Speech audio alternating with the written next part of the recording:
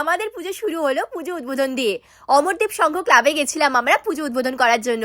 সত্যি মায়ের সামনে যখন প্রদীপ ধরাচ্ছিলাম না, মনে হচ্ছিল ওই দিনটা ওখানেই থমকে যাক, কারণ পুজো এসে গেলেই তো পুজো চলে যাবে। তারপর মায়ের চরণে ফুল দিলাম, মাকে প্রণাম করলাম, আর মায়ের কাছে এটাই প্রার্থনা করেছিলাম যেন এবছরের পুজো সকলের খুব ভালো কাটে। আর এই দিন আমরা শাড়ি আর পাঞ্জাবি একদম ম্যাচ করে পরেছিলাম, একদম কাপল সেট। পুজো শুরু না, তাই চাইছিলাম দুজনে যেন একই রকম সাজি। এরপর সপ্তমীর দিন একদম সকাল সকাল আমরা দুজন রেডি হয়ে গেছিলাম। আমি পরেছিলাম আমার পছন্দের লাল শাড়ি। আসলে এটা ভেবেছিলাম অষ্টমীর দিন পরবো, কিন্তু সপ্তমীতেই পরে ফেললাম। আর কানে পরেছিলাম ঝুমকো, হাতে বালা, কঙ্কন, ছোট্ট লাল টিপ পরেছিলাম, আর চুলটা একদম সিম্পল খুলে রেখেছিলাম। আর ও পরেছিল ধুতি পাঞ্জাবি।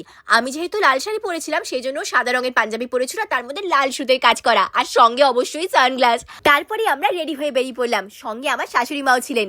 আসলে আমি, আমার শাশুড়ি মা ও আমার মা বাবা আমরা সবাই মিলে সপ্তমীর লাঞ্চ করতে যাচ্ছিলাম। আর কি বলবো তোমাদের, আকাশের দিকে তাকাচ্ছিলাম, নীল আকাশ, সাদা পেঁচা পেঁচা তুলোর মতো মেঘ।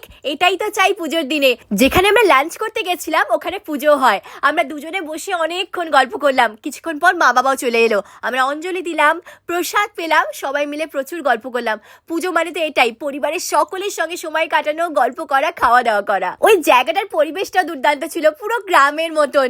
আমরা তো প্রচুর সময় কাটালাম ওখানে। ঢাকিরা ঢাক বাজাচ্ছিল। তারপর একটা গাড়িতে করে আমরা আসল জায়গায় গেলাম, যেখানে আসলে মহাভোজ হবে।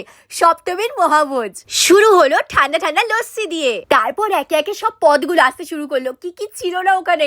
চিকেন কষা থেকে মাটন ভুনা, ভেটকির পাতুরি, নানা রকমের সবজি, ডাল, বাসন্তী পোলাও, লুচি। ওরে বাবারে, ও তো সবার আগে মাটন ভুনাতেই হামলা বসালো। লুচি দিয়ে মাটন দুর্দান্ত লাগে। রান্নাগুলো না সত্যি বলছি ভীষণ সুস্বাদু ছিল। পুজোর একদিন পরিবারের সবার সঙ্গে যদি ভুরি ভোজটা না হয় তাহলে কি পুজো! আর শেষ পাতে ছিল পান, মিষ্টি আর কোল্ড ড্রিঙ্ক। আমি তো বাবা পারছিলাম না, আমি কোল্ড ড্রিঙ্কটাই খেলাম।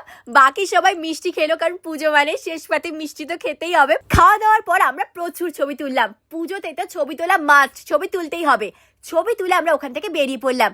তখন কলকাতা সেজে উঠছিল অন্য সাজে। আমাদের সপ্তমী রাত শেষ হলো সিনেমা দেখা দিয়ে। মহা অষ্টমী আমরা শুরু করলাম মাকে প্রণাম করে, এবং এই অষ্টমী সাজটাও ছিল কিন্তু খুব স্পেশাল। আমি পরেছিলাম শাড়ি লেহেঙ্গা, লাল সাদায় কাজ করা, আর ও পরেছিল পাঞ্জাবি।